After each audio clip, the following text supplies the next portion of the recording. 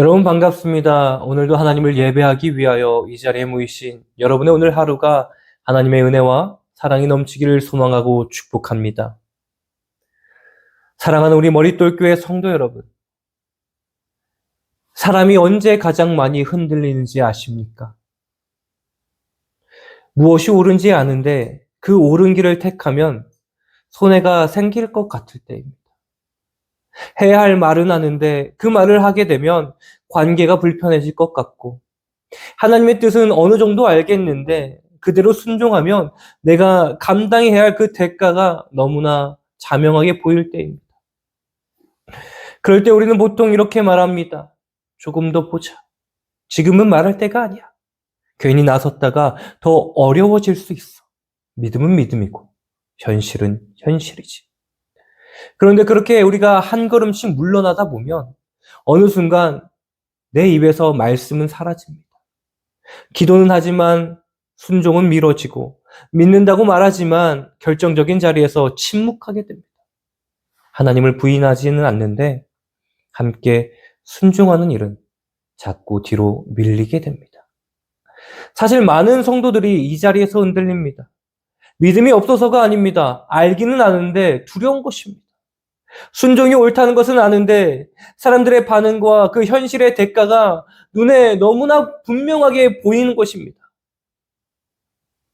오늘 말씀은 바로 그 자리를 다룹니다. 사도들은 감옥에 갇힙니다. 그 이유는 복음을 전했다는 것입니다. 예수님의 이름이 전했다는 그 이유로 감옥에 갇히게 됩니다. 종교 지도자들은 그들의 입을 막고 싶었습니다. 말씀을 가두고 싶었고 복음을 멈추게 하고 싶었습니다. 그런데 하나님은 그 자리에서 아주 분명하게 보여주십니다. 사람이 말씀을 막으려 해도 하나님이 하신 일은 멈춰지지가 않는다라는 것입니다. 그리고 하나님은 자기의 백성에게 요구하시는 것도 분명합니다. 사람의 눈치를 보며 조용히 살라는 것이 아니라 하나님께 순종하라는 것입니다. 그래서 오늘 우리는 이 질문 앞에 서야 합니다. 하나님의 뜻과 사람의 압력이 부딪힐 때 내 삶의 마지막 결정권자는 누구입니까? 이 질문이 오늘 말씀을 꼭 드려야 하는 이유입니다. 17절을 보십시오. 대제사장과 그와 함께 있는 사람, 즉 사두개인의 당파가 다 마음의 시기가 가득하여 일어나서, 오늘 말씀은 아주 선명하게 시작합니다. 문제의 뿌리가 무엇입니까? 시기입니다. 질투입니다. 복음이 잘못돼서가 아닙니다. 사람들이 고침을 받아서가 아닙니다. 사도들이 사람을 해쳤기 때문이 아닙니다. 오히려 반대입니다. 사람들이 살아나고 모이고 복음이 힘있게 퍼져가니까 그들이 불편해진 것입니다. 이게 바로 죄의 본질입니다. 죄는 언제나 진리를 있는 그대로 보지 않습니다. 진리가 내 자리를 흔들면 진리를 싫어합니다. 하나님의 일이 내 통제를 넘어가면 그 일을 미워합니다. 복음이 내 권위를 흔들면 그 복음을 막고 싶어 합니다. 그러니까 대제사장들과 사두개인들이 싫어한 것은요, 단지 사도들이 아니었습니다. 그들은 자기 손에서 벗어나 주님께로 가는 사람들을요, 견디지 못한 것입니다. 예수님이 죽으셨으면 끝나야 하는데 예수님의 이름이 여전히 살아 움직이고 있는 그 현실을요, 견디지 못한 것입니다. 그래서 18절입니다. 사도들을 잡아다가 옥에 가두었다. 복음을 반박할 수 없으니 복음을 전하는 사람을 가둡니다. 진리를 꺾을 수 없으니 진리를 말하는 입을 막습니다. 이게 바로 세상의 방식입니다. 그런데 오늘 말씀은 여기까지만 읽으면 안 됩니다. 오늘 말씀은 단지 종교 지도자들의 그 악함만을 보여주는 말씀이 아닙니다.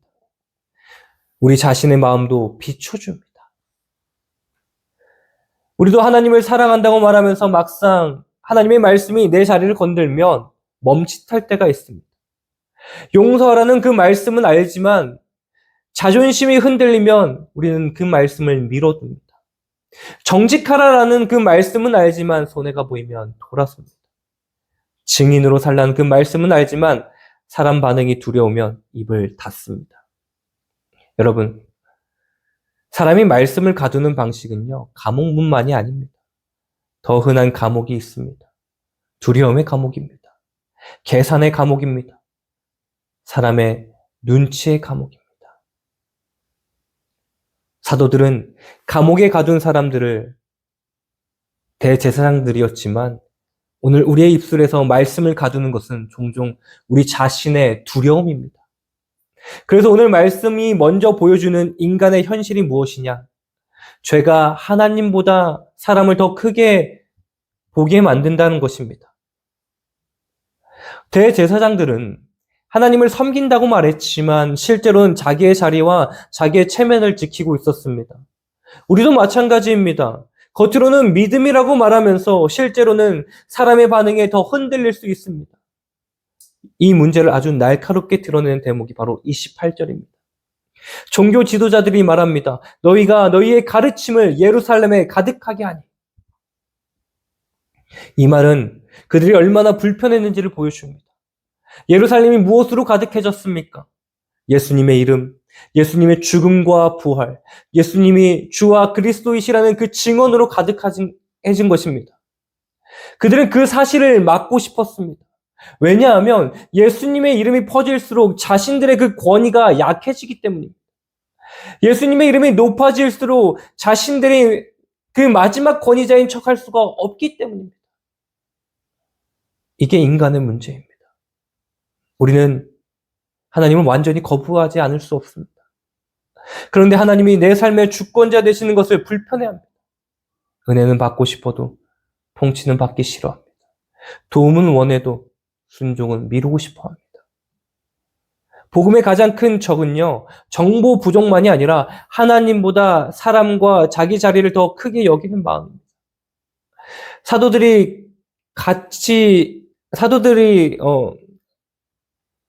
같은 이유는요, 단순합니다. 갇힌 이유는요, 단순해요. 복음이 틀려서가 아니라 복음이 너무 옳았기 때문입니다. 그래서 사람의 중심을 흔들었고 사람의 자리를 불편하게 만들었습니다. 오늘 우리도 돌아봐야 합니다. 내가 지금 멈춰 서 있는 이유가 정말 상황 때문입니까? 아니면 하나님보다 사람들의 그 반응에 우리가 더 크게 보고 있기 때문입니까? 19절과 20절을 보십시오. 주의 사자가 밤에 옥문을 열고 끌어내어 이르되 가서 성전에 서서 이 생명의 말씀을 다 백성에게 말하라 하며. 이 장면은 오늘 말씀의 중심입니다. 하나님은 사도들을 감옥에서 꺼내십니다. 그런데 여기서 우리가 주의해서 봐야 할 것이 있습니다. 하나님은 그들을 꺼내신 뒤에 숨으라고 하지 않으십니다. 피하라고 하지 않으십니다. 조용히 있으라고 하지 않으십니다. 뭐라고 하십니까? 가서 성전에 서서 이 생명의 말씀을 다 백성에게 말하라. 여러분, 이게 중요합니다. 하나님은 자기의 백성을요, 편하게 해방시키기 위해서요, 감옥의 문을 여신 것이 아닙니다. 다시 순종하게 하기 위해서 감옥의 문을 여신 것입니다. 더 놀라운 것은 장소입니다. 하필 어디입니까? 성전입니다. 바로 그들이 가장 싫어하는 자리입니다. 바로 감시와 압박이 있는 자리입니다. 하나님은 사도들을 가장 안전한 곳으로 보내지 않으시고 가장 분명하게 복음을 드러내야 할 자리로 다시 보내십니다. 이 장면은 우리에게 아주 중요한 사실을 가르칩니다. 하나님의 구원은 단순히 위험에서 빼내는 데서 끝나지 않고 다시 순종의 자리로 보내는 데까지 갑니다. 그래서 사도들은 다음날 새벽 성전에 들어가 다시 가르칩니다. 도망치지 않았습니다. 숨지 않았습니다. 하나님이 열어주신 문으로 나와 하나님이 보내신 자리로 다시 걸어갑니다. 그리고 29절에서 베드로와 사도들이 아주 유명한 고백을 합니다. 사람보다 하나님께 순종하는 것이 마땅하니라. 이 말은 감정적인 구호가 아닙니다. 무작정 대들겠다는 말도 아닙니다. 이 말은 삶의 질서를 선언하는 말입니다. 누가 마지막 권위자인가에 대한 고백입니다. 사람의 명령과 하나님의 명령이 정면으로 충돌할 때 하나님의 백성은 누구를 따라야 하는가? 베드로는 분명히 말합니다. 사람보다 하나님께 순종해야 한다는 것입니다. 그런데 여기서 꼭 짚어야 할 것이 있습니다. 사도들이 이렇게 담대할 수 있었던 이유는 그들의 성격이 강해서가 아닙니다. 정신력이 좋아서도 아닙니다. 타고난 담력이 강해서도 아닙니다. 그들의 대담함의 근거는 30절부터 32절에 나옵니다. 너희가 나무에 달아 죽인 예수를 우리 조상의 하나님이 살리시고 이스라엘에게 회개함과 죄사함을 주시려고 그를 오른손으로 높이사 임금과 구주로 삼으셨느니라. 우리는 이 일의 증인이요 하나님이 자기에게 순종하는 사람에게 주신 성령도 그러하니라 하더라. 여기서 오늘 말씀의 복음이 선명하게 드러납니다. 사도들이 붙든 것은 단순한 신념이 아닙니다. 그들은 살아나신 예수님, 높아지신 예수님, 회개와 죄사함을 주시는 예수님을 붙들고 있습니다. 그들은 지금 우리의 의견을 들어라 그렇게 말하고 있지 않습니다. 우리는 너희가 죽인 예수님을 하나님이 살리셨고 높이셨고 그분이 지금 임금과 구주가 되셨다라고 선포하는 것입니다. 다시 말해서 그들의 담대함은요, 자기 안에서 나오는 것이 아닙니다. 예수님이 누구신지 아는 데서 나옵니다. 이게 중요합니다. 왜 사람보다 하나님께 순종할 수 있습니까? 하나님이 막연히 더 세신 분이어서만이 아닙니다. 우리가 순종해야 할 하나님은 우리를 짓누르는 분이 아니라 예수 그리스도 안에서 회개와 죄사함을 주시는 하나님이시기 때문입니다. 우리를 구원하신 주님이시기 때문입니다. 죽음을 이기신 주님이시기 때문입니다. 그리고 사도는 복음을 이 생명의 말씀이라고 부릅니다. 왜 생명의 말씀입니까? 예수님의 이름은 단지 종교적 정보가 아니기 때문입니다. 예수님의 복음은 죽은 마음을 살리고 죄인을 살리고 묶인 인생을 살리는 말씀이기 때문입니다. 그래서 사람들은 감옥에 넣어도 하나님은 다시 말하게 합니다. 왜냐하면 이 말씀은 사람을 살리는 말씀이기 때문입니다. 여러분, 사람은 복음을 가두려 하지만 하나님은 그 복음을 다시 세상 한가운데 세우십니다. 복음은 감옥에 갇히지 않습니다. 예수님의 이름은 금지 명령으로 사라지는 것이 아닙니다. 하나님이 살리신 예수님을 사람이 다시 묻어둘 수는 없습니다. 그리고 더 중요한 것은 하나님은 복음을 가두지 않으실 뿐 아니라 그 복음을 전할 순종하는 사람들을 세우십니다. 사도들은 사람보다 하나님께 순종해야 합니다라고 말한 뒤 곧바로 예수님을 전합니다. 순종은 그냥 버티는 것이 아닙니다. 복음을 전하는 데까지 갑니다. 침묵하지 않는 데까지 갑니다. 내가 믿는 분이 누구신지 말하는 데까지 갑니다. 그러니 생명의 말씀은 가둘 수 없고 하나님은 그 말씀 위에 순종하는 증인을 세우신다는 것을 기억하십시오. 여러분, 오늘 말씀을 읽고 우리는 사도들만 대단하다라고 감탄하고 끝나면 안 됩니다. 이 말씀은 우리에게 너도 감옥에 가라는 말씀이 아닙니다. 하지만 분명히 너는 지금 무엇 때문에 멈춰 서 있냐를 묻고 있는 말씀입니다. 우리에게도 감옥이 있습니다. 철문 달린 감옥은 아닐지라도 말씀을 가두는 감옥이 있습니다. 사람 반응이 두려워서 멈춘 자리입니다. 손해가 보여서 순종을 미룬 자리입니다.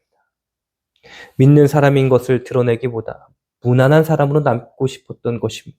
그런 자리입니다. 정직해야 하는데 타협했던 자리이고 말해야 하는데 침묵했던 자리입니다. 여러분, 우리는 무조건 싸우는 사람이 아닙니다. 또 무례한 사람이 되라는 것도 아닙니다. 늘 큰 소리 치는 사람이 되라는 것도 아닙니다. 오늘 말씀이 우리에게 요구하는 것은 그런 것이 아닙니다. 오늘 말씀은 하나님이 말씀하신 자리에서 두려움보다 순종을 앞세우라고 말합니다. 그리고 그 순종은 늘 거창한 방식으로만 나타나지 않습니다. 어떤 사람에게는 정직하게 말해야 할 그 말 한마디일 수 있습니다. 또 어떤 사람에게는 숨기던 신앙을 부끄러워하지 않는 태도일 수 있습니다. 어떤 사람에게는 사람을 기쁘게 하려던 그 선택을 멈추고 하나님이 기뻐하시는 길을 택하는 결정일 수도 있습니다. 중요한 것은 크기가 아닙니다. 방향입니다. 사도들이 다시 성전으로 간 것은 하나님이 시키신 그 방향으로 움직였기 때문입니다. 오늘 우리도 이런 모습이 필요합니다. 도망쳤던 자리로 다시 돌아가라는 것이 아니라 하나님께서 이미 말씀하신 그 자리에서 더 이상 미루지 말라는 것입니다. 그리고 여기서 우리는 복음을 놓치면 안 됩니다. 사도들이 순종할 수 있었던 이유는 그들이 강한 사람이어서가 아니라 회개와 죄사함을 주시는 예수님을 알았기 때문입니다. 그러니 오늘 말씀은 우리를 정죄로 밀어넣는 말씀이 아니라 다시 순종의 자리로 부르시는 말씀이 난 것입니다. 하나님의 사람은 두려움이 없는 사람이 아닙니다. 두려움보다 하나님을 더 크게 여기는 사람이라는 것입니다. 사랑하는 우리 머릿돌교회 성도 여러분, 오늘 말씀은 분명합니다. 사람은 시기와 두려움으로 복음을 가두려 하지만 하나님은 감옥문을 열어 자기 백성으로 다시 생명의 말씀을 전하게 하십니다. 그리고 사도들은 높아지신 예수님, 회개와 죄사함을 주시는 구주를 알았기 때문에 사람보다 하나님께 순종할 수 있었습니다. 그러니 이번 주 우리의 한 걸음은 분명합니다. 사람의 반응이 두려워서 미뤄온 그 순종 한 가지를 정하십시오. 그리고 그 자리에서 더 이상 계산만 하지 말고 사람보다 하나님께 순종하는 실제 한 걸음을 떼십시오. 그 작은 순종이야말로 내 삶의 주인이 누구신지를 드러내는 믿음의 고백이 될 것입니다. 사람은 막아도 높아지신 예수님의 생명의 말씀은 가둘 수 없습니다. 오늘 사람을 기뻐하는 삶이 아니라 하나님을 기쁘게 하는 삶을 살아가는 저와 여러분이 되기를 주님의 이름으로 간절히 축원합니다.